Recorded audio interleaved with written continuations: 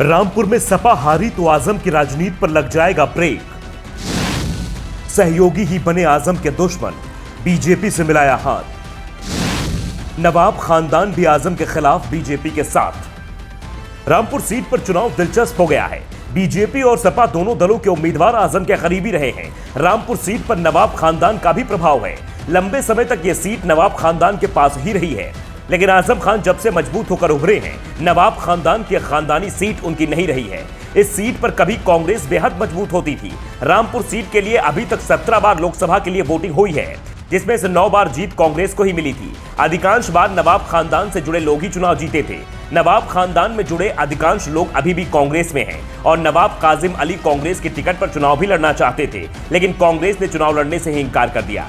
अब वो बीजेपी के समर्थन की बात कर रहे हैं, जिससे आजम खान की मुश्किल बढ़ सकती है। वैसे इस सीट पर आजम उम्मीदवार नहीं है, उनके परिवार का सदस्य भी चुनाव नहीं लड़ रहा है, बल्कि इस सीट पर उपचुनाव उनके इस्तीफे के चलते ही हो रहा है। सपा ने आजम की पसंद पर मोहर लगाई है। आजम खान ने खुद ही सपा का टिकट डिक्लेयर किया था। अपने खास आजिम रजा को उपचुनाव में उतारा है। आसिम रजा को चुनाव में जिताने की जिम्मेदारी भी आजम खान की ही है। कांग्रेस और बीएसपी ने यहां से उम्मीदवार नहीं उतारे हैं, इसलिए सीधी टक्कर बीजेपी से ही है।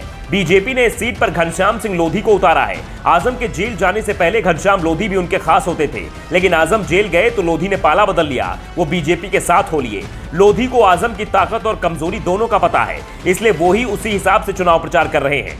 सपा के अंदर भी सेधमारी की कोशिश कर रहे हैं, लेकिन रामपुर में आजम से पार पाना आसान भी नहीं है। रामपुर लोकसभा सीट मुस्लिम बाहुल्य मानी जाती है। इस सीट पर मुसलमानों की आबादी करीब 51% है, जबकि 48% आबादी हिंदुओं की है। अगर वोटों का ध्रुवीकरण होता है तो मुकाबला कड़ा हो जाएगा। प्रदेश में शासन बीजेपी का है, इसलिए लोधी को प्रशासन का सपोर्ट मिलेगा, यह तय माना जा रहा है। लेकिन दूसरी ओर आजम को लेकर रामपुर में सहानुभूति की लहर भी उमड़ रही है। वो 27 महीना जेल में रहकर हाल ही में छूट कर आए हैं। जब सीतापुर जेल से छूटकर वो अपने परिवार पहुंचे तो उनका जबरदस्त स्वागत हुआ था।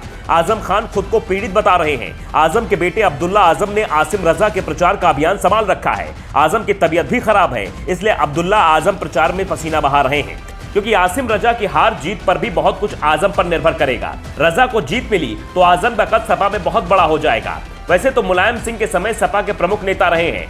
अखिलेश सीएम बने तो भी आजम की धमक कम नहीं हुई। सरकार में उनकी तूती बोलती थी, लेकिन 5 साल से अखिलेश ने उन्हें हाशिए पर डाल दिया था और आजम जेल गए तो अखिलेश उनसे मिलने भी नहीं गए। लेकिन अब वो सपा में मजबूती से वापसी कर चुके हैं। अखिलेश भी आजम के साथ अपने गिले शिकवे भुला चुके हैं। अखिलेश ने आजम की पसंद पर कपिल सिब्बल को राज्यसभा भेज दिया, उनकी पसंद पर शहनवाज खान को एमएलसी के लिए उम्मीदवार बना दिया और उनकी ही पसंद पर अब रामपुर लोकसभा उपचुनाव में आसिम रजा को टिकट मिला है।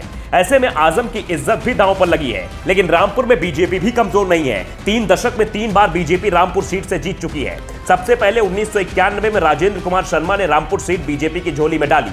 उसके बाद 1998 में मुख्तार अब्बास नकवी यहां से चुनाव जीते।